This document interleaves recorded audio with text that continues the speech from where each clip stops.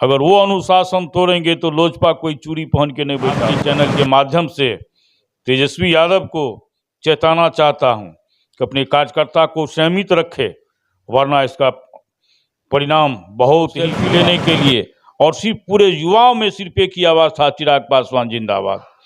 आप एकदम से मान लीजिए चिराग पासवान को मुख्यमंत्री के रूप में आप करके आगे और चुनाव लड़िए। मैं आपको गारंटी के साथ देता हूं कि बिहार में एनडीए की सरकार बनेगी। दिलेश्वर कामत को तीर छाप पर वोट मारेगा लोग और 4 लाख के पार जाएगा दिलेश्वर कामत। अभी मेरे साथ सुपौल संसदीय बोर्ड के जिला अध्यक्ष लोजपा रामविलास सिंह विजय पासवान उर्फ अनंत भारती जी हैं।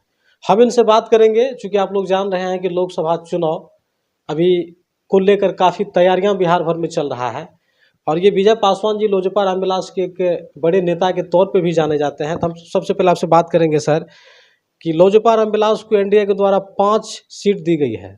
क्या लग रहा है कि लोजपा रामविलास के राष्ट्रीय अध्यक्ष चिराग पासवान जी के नेतृत्व में ये 5 सीट कामयाब हो पाएगी? 5 सीट एकदम हम लोग जीत रहे हैं। वैसे हमारा नेता 40 सीट पे मेहनत कर रहे हैं। आपके सामने में देखे कि दिलेश्वर कामत जी का नामांकन जो था 16 तारीख को, उसमें भी हमारे राष्ट्रीय अध्यक्ष चिराग पासवान जी आए हुए थे।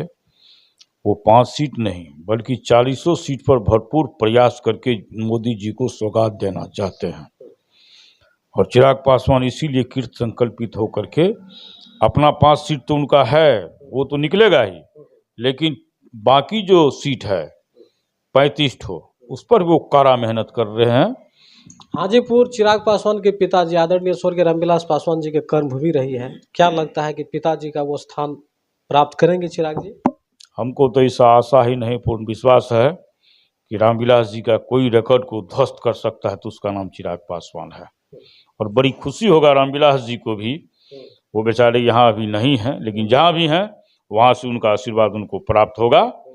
और रामविलास जी का भी रिकॉर्ड को उसका पुत्र ही तोड़ सकता है, दूसरे में कोई माई के लाल में हिम्मत नहीं है कि रामविलास जी का रिकॉर्ड को बिहार में कोई तोड़ सके।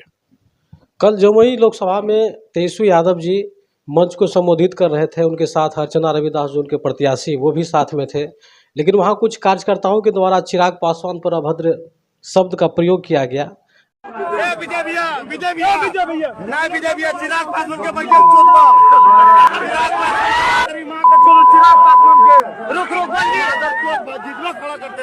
गालियां दी गई। जैसा कि आप लोग वीडियो में देख रहे होंगे कि किस तरह से राजद कार्यकर्ता के द्वारा चिराग पासवान के ऊपर अपशब्द का प्रयोग किया जा रहा है। इसको लेकर आप लोग क्या कहना चाहेंगे? देखिए, कल हमारे नेताजी ने इंटरव्यू दे करके इतना ही सभ्य बात में रखा अपनी बात। वो अभी भी राबड़ी देवी को माता मानती है, अपने माता तो है ही, और इतना सभ्य से उन्होंने बात किया है। और लालू यादव का दुश्मन कोई और नहीं, उसका जात ही है, और इसीलिए उस जात से ही पूरा बिहार में लोग नफरत करते हैं, तमाम जाति। और उसी का परिणाम है कि आज 40 का 40 इंडिया के खाता में जा रहा है।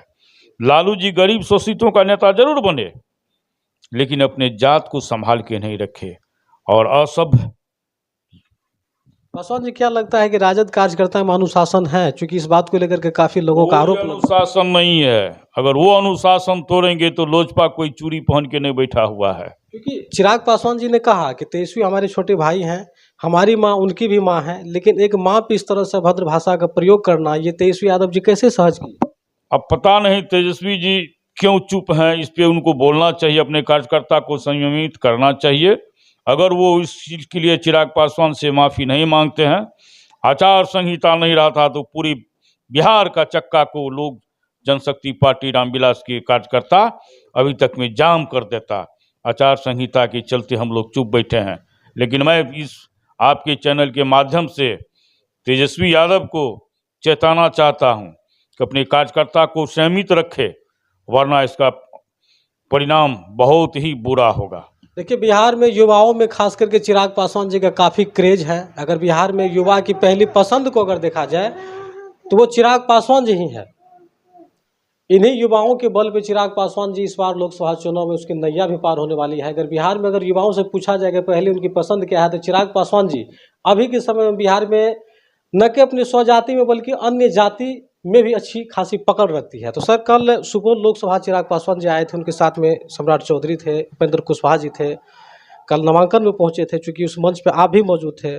तो क्या कुछ लगा उस नामांकन में, जिस तरह से लोगों का जुटान था, उसका क्या कुछ प्रभाव चुनाव पे पड़ने वाला है? आपने अपने आंखों से देखा होगा, चिराग पासवान एक जाति पासवान का नेता नहीं है, संपूर्ण बिहार के युवाओं का नेता वो बन चुके हैं। और उनके आने पर उनसे हाथ मिलाने के लिए, उनसे क्या कहते हैं, जो सेल्फी लेने के लिए, और सिर्फ पूरे युवाओं में सिर्फ एक ही आवाज़ था, चिराग पासवान जिंदाबाद।